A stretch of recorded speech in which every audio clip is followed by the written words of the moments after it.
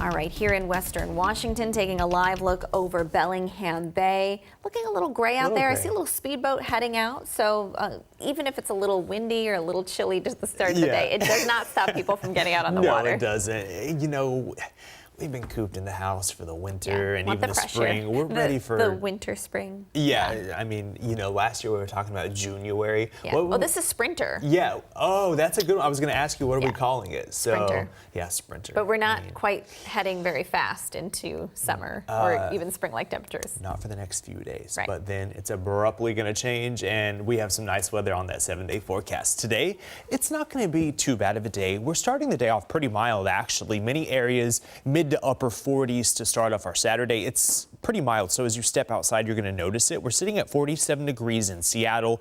It's mainly dry, but we do have a pesky area of drizzle, a couple showers moving into Seattle, West Seattle, Burien on the east side in Bellevue, even now building into Ballard and Shoreline. This is one of the only areas where we have a concentrated area of rain around Puget Sound. Many other areas are dry but cloudy. The activity you see across the Olympic Peninsula is very spotty in nature.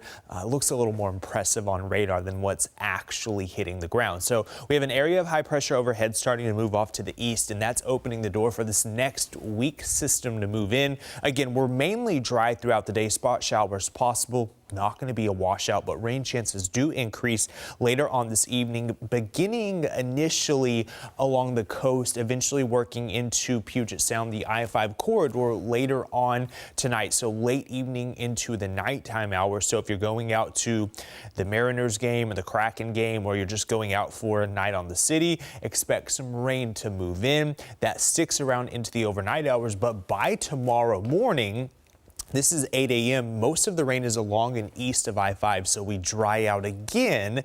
But then we have another system on the way by tomorrow evening, and that will increase those rain chances tomorrow evening around dinner time, and that will stick around into the nighttime hours on Sunday. Now today, again, mainly cloudy, a sunbreak possible, a shower possible, mid to upper 50s for highs, 59 in Mount Vernon, 1 or 2 60s possible, 60 in Arlington, 58 in Seattle, 61 on the east side in Bellevue. We should actually be in the lower 60s here in Seattle, so just a little bit below the seasonal average, 61 in Lakewood as well as Puyallup, 62 in Auburn, mid to upper 50s out along the coast. Those rain chances do increase a little bit earlier for the coast, so dinner time likely going to be wet there. Near 70, yeah, for the Tri-Cities, and if you like that near 70, you're going to like what I have in the forecast. So we're tracking a big area of high pressure that starts to develop over the Pacific, and this is actually going to build in across the west coast right here in the Pacific Northwest by the middle and end of next week into that upcoming weekend, and we're going to see the warmest temperatures we've seen this year and the warmest temps in about 6 months. So get ready. We have that spring weather on the way.